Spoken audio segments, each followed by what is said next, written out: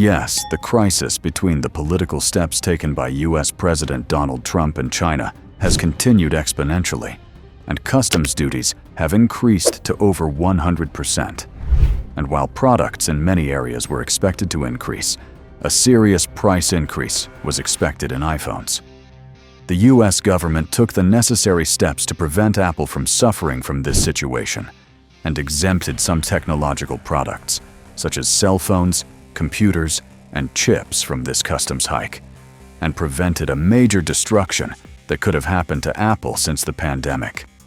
In fact, China is in an important position for smartphones for the US, but America has India as a plan B.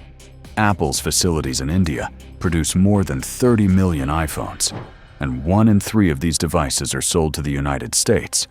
But Apple was planning to produce the iPhone 17 in China, and the customs duties that followed made Apple very uneasy because Apple earns 17 of its earnings from here and has serious stores in the Chinese market.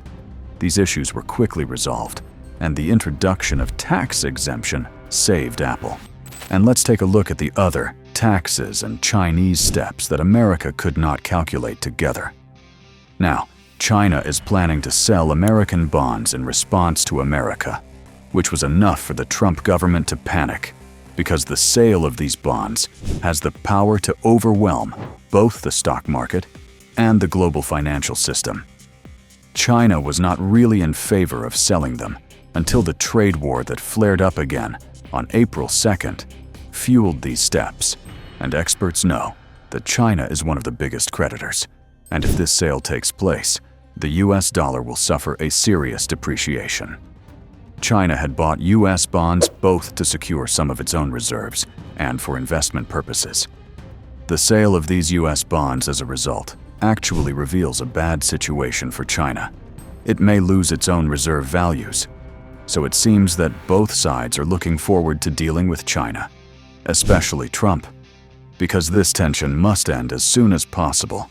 Both sides do not seem to be very determined, and they do not seem to know where to start. The question is whether China will play its trump card.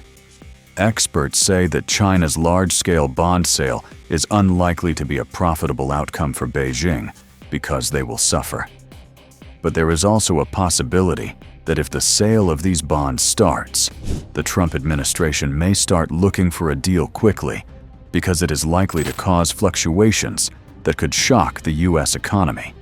And President Trump's panic on social media clearly shows that he is actually causing great fear in America.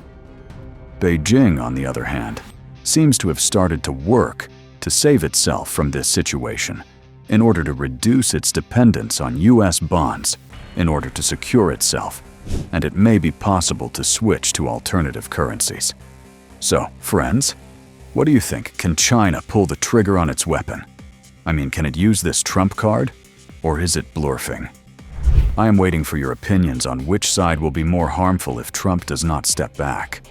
As a result, these tariff wars can also affect economies on a global scale, because the confrontation of two world giant economies will certainly not bring good results. Let's hope that serious steps will be taken politically in a short time, and the threats to the people of China and America will be eliminated. And don't forget to subscribe to miss news about political developments.